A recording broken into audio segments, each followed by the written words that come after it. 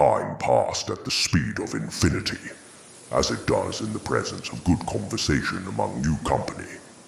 Pooh would at times turn the honey blade from a bubbly honey blob resting on his backpack into a night lamp, so Alice and Pooh could see the winding path.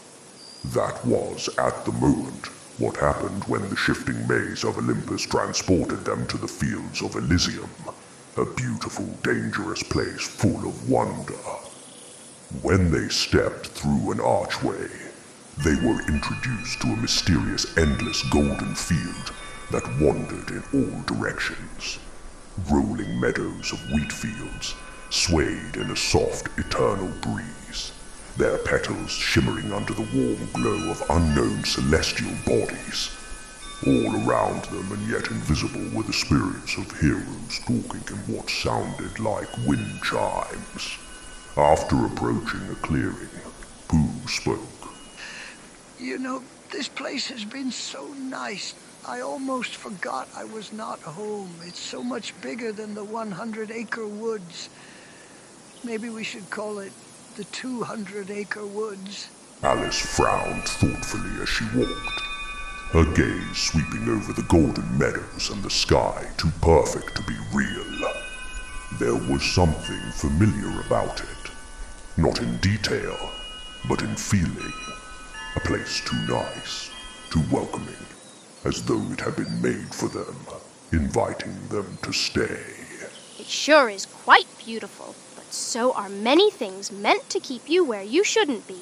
Pooh glanced up at her, considering her words. Say, do you happen to still have your eldritch magic, the kind from before? I don't know. It's all fuzzy since I removed that horrid crown. Why do you ask? Well, Pooh said thoughtfully. oh, if this place is a trick, it would be awfully helpful to have something trickier. At least, that's what my very good friend Rabbit would say. That's very practical of you, my good Pooh. Pooh nodded affirmatively and hungrily. It happens sometimes when honey is not immediately available, I suppose. Alice chuckled softly, but her gaze remained wary as she took in their surroundings, remembering the Wonderland. She brushed stray petals from her dress. But this place is a bit too nice. And places like this always come with a catch. Pooh wasn't listening. He had already begun wandering through the meadow, sniffing the air as if searching for something. Alice sighed and followed. So, do we have absolutely any idea where we're going? I don't think so. Pooh admitted cheerfully. But I suppose if we keep walking on this path, we'll end up somewhere, won't we? You're far too comfortable with existential wanderings, dear bear. But I will have to agree. I suppose I am. When I don't know where to go, I just follow my feet and my nose. Eventually, their adventuring spirits tired, and they settled down for a small picnic. You know, when I was in my eldritch form, I couldn't stand that weapon of yours. I can't explain it, but it felt like it was in the way. But now all I want to do is take a bite out of it. How strange, right?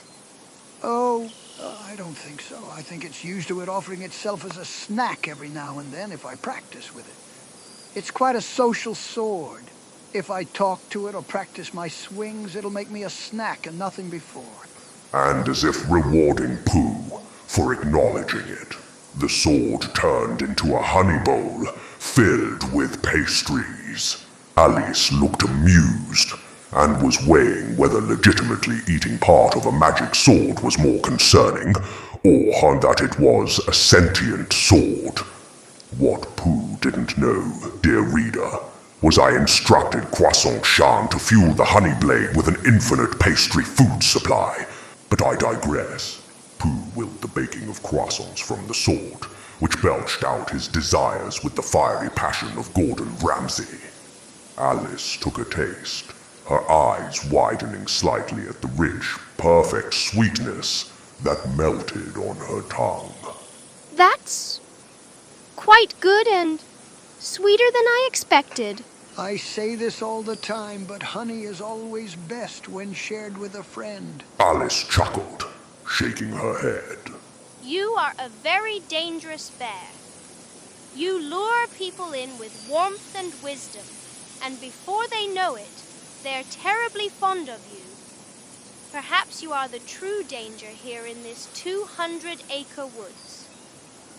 Then I suppose that makes us friends now. Alice pretended to sigh dramatically. I suppose it does. Not soon after, the great warriors were felled by a mighty sleep coma. When they awoke, they set on a new journey. How many steps they took remain the talk of legends, but eventually they came across a peculiar sight.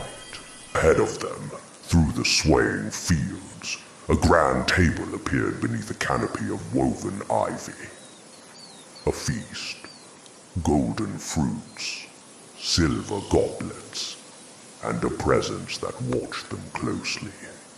Pooh stopped, his ears twitching in curiosity. Pooh, seeming to forget his wits momentarily, took a seat next to a grand jar of rich concentrated honey. Oh, look, a table.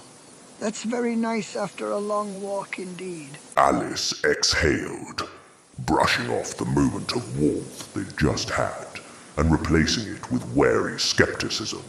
Of course there is. And then a voice called out to them, a sweet yet commanding voice that when speaking Spring and all her children listened. Welcome. I am who they call Persephone.